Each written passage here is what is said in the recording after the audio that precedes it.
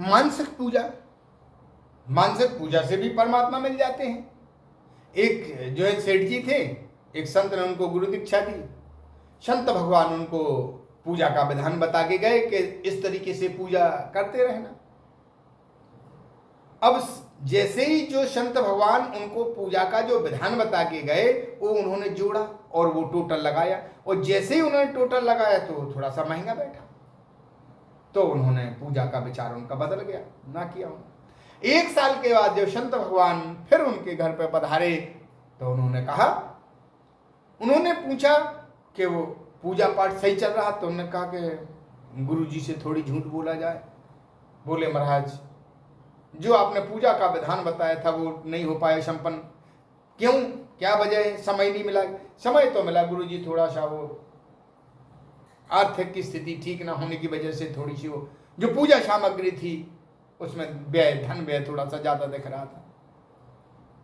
गुरु जी ने कोई बात नहीं, मानसिक पूजा किया करो, और जब मानसिक की पूजा करना है तो उसमें किसी प्रकार की कंजूसी मत करना। कैसे करेंगे? नदी के किनारे जाओ, बढ़िया सुंदर आसन, मन, क्योंकि अब मानसिक पूजा तो उसमें कंजूसी बिल्कुल नहीं, बढ़िया सुंदर आसन लगा के भगवान को जो है सोने के पात्र में स्नान कराओ, फिर सुंदर चांदी के एक बर्तन में भगवान के लिए बढ़िया दही ले आओ, और दही में 4 चम्मच चीनी डालो, और 4 चम्मच चीनी डाल के भगवान को बढ़िया प्रसाद लगाओ। इस तरीके से मानसिक पूजा करो। अब जब मानसिक की पूजा करना तो उसमें पैसा थोड़ी खर्च होना, मन में जो जो अच्छे सुंदर भाव आए वो भगवान के लिए समर्पण करो। ठीक है महाराज। इस प्रकार जो है उसने मानसिक पूजा शुरू की, और उसका नित्य प्रति का काम हो गया।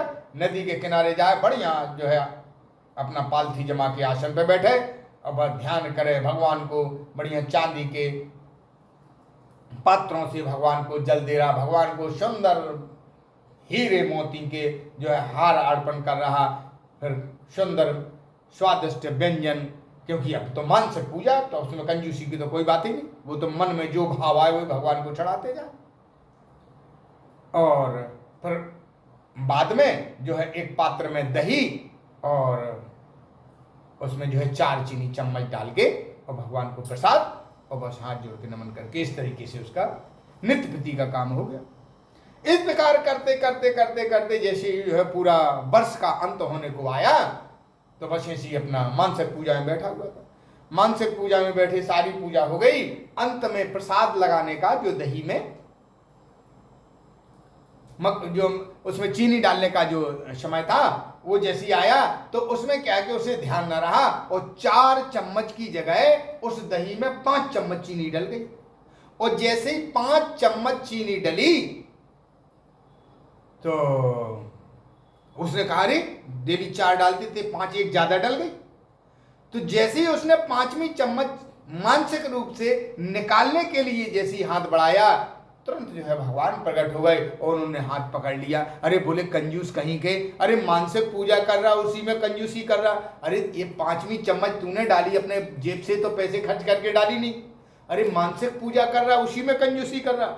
तो भगवान परमात्मा भाव के भूखे होते हैं, भगवान को चीजों की आवश्यकता नहीं होती है। जैसे भगवान ने गीता में कहा है कि पत्रम पुष्पम फलम तोयम, भगवान कहते हैं कि जो भी मुझे पत्र पुष्प जल जो भी भक्त मुझे अर्पण करता है मैं बड़े प्रेम से और भाव से उसे ग्रहण करता हूँ।